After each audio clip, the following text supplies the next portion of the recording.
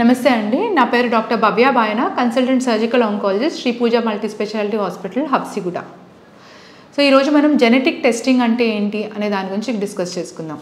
So ఈ discussion ఏ కాంటెక్స్లో నేను start చేస్తున్నానంటే, చాలామంది యూఎస్ నుంచి, యూకే నుంచి, జర్మనీ నుంచి రెగ్యులర్గా కాల్ చేస్తున్నారు ఈ మధ్య. ఏంటి అంటే, మనకి జెనెటిక్ ప్యానల్ అనేది ఫ్రీగా అవైలబుల్. బ్లడ్ టెస్ట్ అనేది మీరు మా డాక్టర్ ప్రిస్క్రైబ్ చేయాల్సిన అవసరం లేదు. మీరే ఆన్లైన్ సెర్చ్ చేసుకొని ఆ ల్యాబ్ వాళ్ళతో మాట్లాడి శాంపుల్ ఏంది, సింపుల్ జెనెటిక్ టెస్టింగ్కి శాంపుల్ ఏం కావాలి, ఏదో ఒక చిన్న బ్లడ్ శాంపుల్ కానీ లేదంటే నోట్లోంచి కొంచెం సలైవాతో కూడా చేసేస్తారు. సో టెస్టింగ్ అనేది అంత సింపుల్, చేయడానికి ల్యాబ్స్ 100 ఉన్నాయి. ఇన్ని ఫెసిలిటీస్ ఉండి కూడా ఈ టెస్ట్ అంతా ర్యాంపెంట్గా ఎందుకు జరగట్లేదు, దానివల్ల ఏం ప్రాబ్లమ్స్ వస్తున్నాయి, డాక్టర్స్ అంత ఎందుకు ప్రిస్క్రైబ్ చేయరు, అందరికీ ఎందుకు చేయించరు అనే దాని గురించి డిస్కస్ చేద్దాం. ఫస్ట్ అసలు జెనెటిక్ టెస్టింగ్ అంటే ఏంటి? సో మీకు క్యాన్సర్ అనేది మల్టిపుల్ విధాలుగా స్ప్రెడ్ అవుతుంది. మెయిన్గా జన్యుపరంగా, ఇంకొకటి ఎన్విరాన్మెంటల్ ఫ్యాక్టర్స్ వల్ల. సో జన్యుపరంగా వచ్చే క్యాన్సర్లు ఎంత, ఇప్పుడు నేను ఒక 100% నాకు క్యాన్సర్ వచ్చే ఛాన్స్ ఉందనుకోండి, దాంట్లో 5 నుంచి 10% మాత్రమే అది జెనెటిక్గా వచ్చే ఛాన్స్ ఉంటుంది. మిగతా 90% to 95% ఆ క్యాన్సర్ ఎన్విరాన్మెంట్లో, అంటే నాకు ఏమి ఫ్యామిలీ హిస్టరీ లేదు, ఎవరికి క్యాన్సర్ లేవు అయినా సరే వచ్చే అవకాశం ఉంటుంది.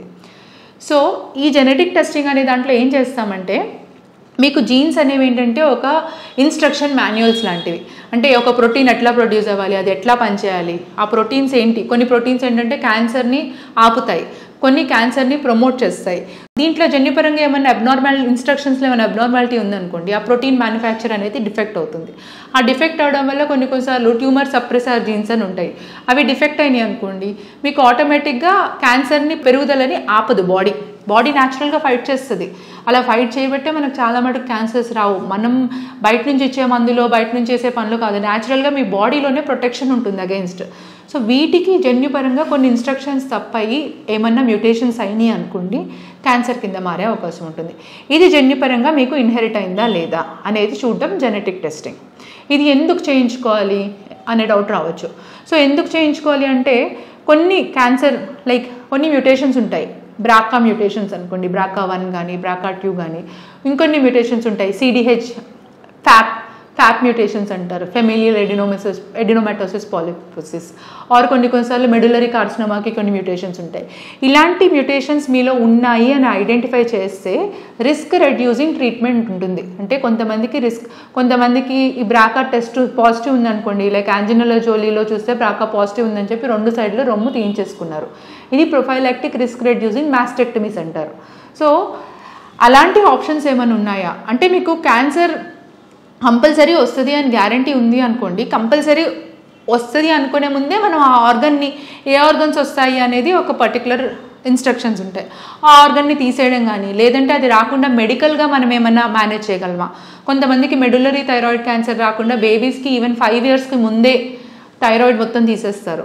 లేదు, నేను ఫెమిలియల్ ఎడినోమాటస్ పాలిపోసిస్ అన్నాను కదా, వాళ్ళకి కోలన్ మొత్తం తీసేస్తారు ఒక ఏజ్ వచ్చిన తర్వాత. కొలనోస్కోపీ అనేది మిగతా పేషెంట్స్కి 50 సంవత్సరాల నుంచి స్టార్ట్ చేస్తే, వీళ్ళకి 15 సంవత్సరాల నుంచే స్టార్ట్ చేసేస్తాం.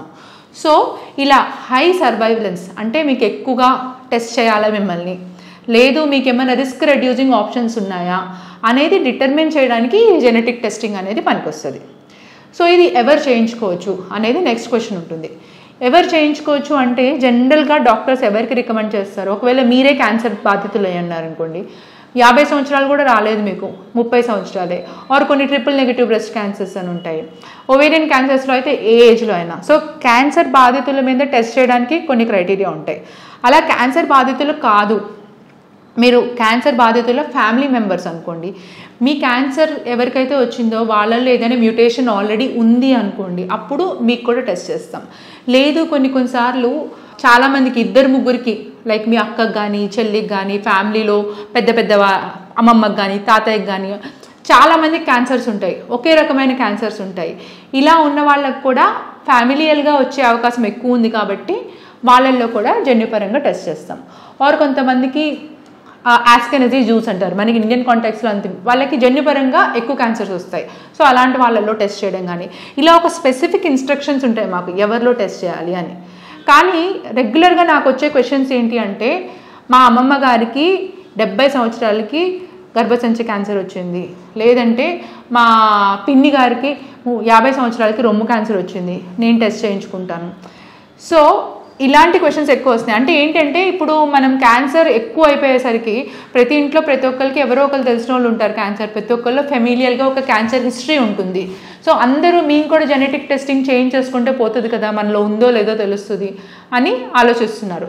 ఆ ఆలోచన ఒక విధంగా మంచిదే, కానీ ఆ ఆలోచనకి ఇది అసలు నిజంగా జెనెటిక్ టెస్టింగ్ అనేది అంత పెద్ద బూనా, దాన్ని ఎందుకు చేయడానికి సంకోచిస్తూ ఉంటారు అనే దాన్ని అర్థం చేసుకోవాలి ముందు మీరు.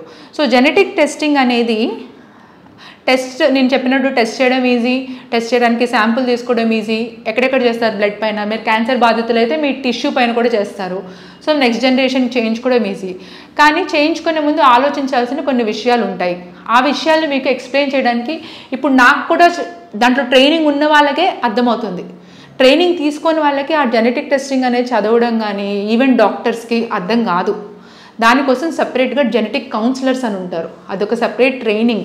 వాళ్ళకి ఎట్లా చేయాలి, ఈ టెస్ట్ మీకు యూస్ఫుల్ లేదా, ఈ టెస్ట్ని మీకు ఎట్లా కమ్యూనికేట్ చేయాలి, దాన్ని ఎలా బ్యాలెన్స్ చేయాలి, దాన్ని రిపోర్ట్ బట్టి మీకు రిపోర్ట్ని ఇంటర్ప్రిట్ చేయడం అనేది చాలా పెద్ద ఛాలెంజ్. అంత స్ట్రైట్ ఫార్వర్డ్ ఆన్సర్ కాదు అది.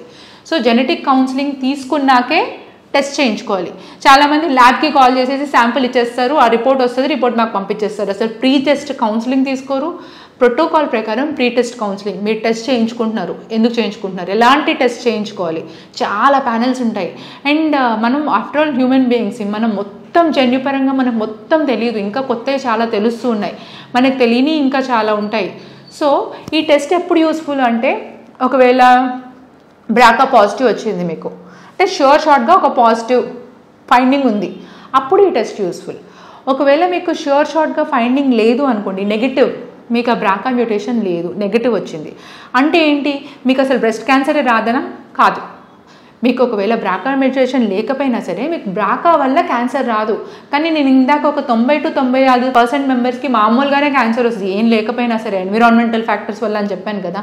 సో మీకు ఫర్దర్గా ఎప్పటికీ క్యాన్సర్ రాదా అనేది చెప్పలేము, రావచ్చు, కానీ ఇలా హై రిస్క్ కేటగిరీలో లేరు మీరు అన్న మట్టుకే చెప్పగలుగుతాం. ఇంకొన్ని రిజల్ట్స్ ఉంటాయి, ఏంటి అంటే అవి అన్ఇన్ఫర్మేటివ్, అంటే టెస్ట్ చేసినా సరే మనకి ఇన్ఫర్మేషన్ సరిగ్గా తెలియలేదు అనేది కూడా రిపోర్ట్స్ వస్తాయి. ఇంకో రిపోర్ట్ ఎలా వస్తుందంటే వేరియబుల్స్ ఆఫ్ అన్డిటర్మినెడ్ సిగ్నిఫికెన్స్ అని వస్తుంది. అవేంటి, నార్మల్గా ఇప్పుడు జన్యుపరంగా ప్రతి ఒక్కటి అన్నీ ఎట్లా ఉందో అట్లా ఉండవు కదా, కొన్ని అబ్నార్మాలిటీస్ ఉంటాయి ప్రతి దాంట్లో. అన్ని అబ్నార్మాలిటీస్ తప్పనే కాదు, కొన్ని న్యాచురల్గా అబ్నార్మాలిటీస్ కూడా ఉంటాయి, దానివల్ల ప్రాబ్లం ఉండదు. సో దీంట్లో పెనిట్రెన్స్ అనే కాన్సెప్ట్ ఉంటుంది. అంటే మీకు ఒక జీన్ మ్యూటేషన్ ఉంది, కానీ అది ఎంతవరకు పెనిట్రేట్ అయ్యి క్యాన్సర్ ప్రొడ్యూస్ చేస్తుంది, కొన్ని ఉంటాయి కానీ ఎక్కువ పెనిట్రేషన్ ఉండవు. సో ఇలాంటి జీన్స్లో ఆ రిపోర్ట్స్ బట్టి చాలా వేరియేషన్స్ ఉంటాయి. చెప్పాలంటే ఆ జెనెటిక్ కౌన్సిలర్స్కి తప్ప ఇంకా ఎవ్వరికి అంత స్ట్రాంగ్ నాలెడ్జ్ కానీ గ్రిప్ కానీ ఆ సబ్జెక్ట్ పైన ఉండదు. సో జెనెటిక్ టెస్టింగ్ అనేది జెనెటిక్ కౌన్సిలర్ లేకుండా చేయించుకోవడం అనేది చాలా పెద్ద కన్ఫ్యూజింగ్ ఫ్యాక్టర్ అవుతుంది. ఎందుకు అవుతుంది అనేది నేను ఇప్పుడు మీకు చెప్తాను. ఫర్ ఎగ్జాంపుల్ ఎవరినన్నా టెస్ట్ చేయించుకున్నారు, ఈ అన్డిటర్మినెడ్ సిగ్నిఫికెన్స్తో ఒక క్యాన్సర్ తత్వం ఉంది నీలో అని వస్తారు. అప్పుడు ఏం చేస్తారు అంటే what is that you have to do, దాన్ని బట్టి ఏమీ చేయలేరు మీరు.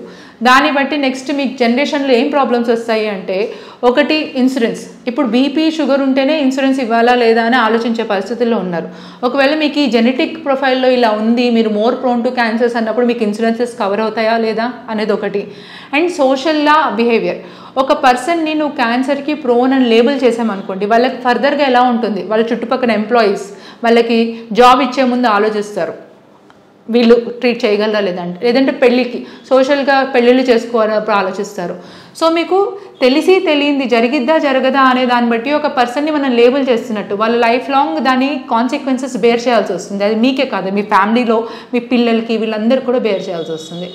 నాకు తెలిసిన పర్సనల్గా ఒక డాక్టర్ ఉన్నారు, వాళ్ళ మదర్కి క్యాన్సర్, గ్రాండ్ మదర్కి క్యాన్సర్, వాళ్ళ అక్కకి క్యాన్సర్, తినకి వాళ్ళ పాపకి కూడా క్యాన్సర్ వచ్చే ఛాన్స్ కంపల్సరీ ఉంది ఎక్కువగానే, కానీ చేయించుకోలేదు.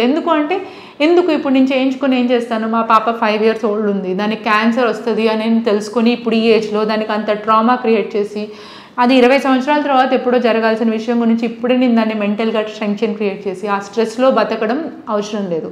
సో ఇలాంటిది పర్సనల్ డెసిషన్ అనేది చాలా ఇంపార్టెంట్. ఆ కాన్సిక్వెన్సెస్తో మీరు బేర్ చేయగలరా లేదా, ఆ నెగిటివ్ రిపోర్ట్స్ని మీరు అర్థం చేసుకోగలరా, ఎంతవరకు అర్థం చేసుకోగలరు, ఆ తర్వాత మీరు పిల్లల్లో టెస్ట్ చేయించాలనుకుంటున్నారా లేదా, ఇప్పుడు కొన్ని జెనెటిక్ టెస్టింగ్స్ ఏంటంటే ఆ టెస్టింగ్ వల్ల మందులు ఉంటాయి. అంటే ఆ టెస్ట్ మీ పిల్లల గురించి కాదు, ఇంకా దేని గురించి కాదు, ఆ టెస్ట్ మీకు క్యాన్సర్ ఉంది, కొన్ని టెస్టులు చేయించాము, ఆ టెస్ట్ పాజిటివ్ ఉందనుకోండి, దానికి తగ్గట్టు కొన్ని మెడికేషన్స్ వచ్చినాయి. సో అలాంటి వాటికి కూడా జెనెటిక్ టెస్టింగ్ చేయిస్తారు.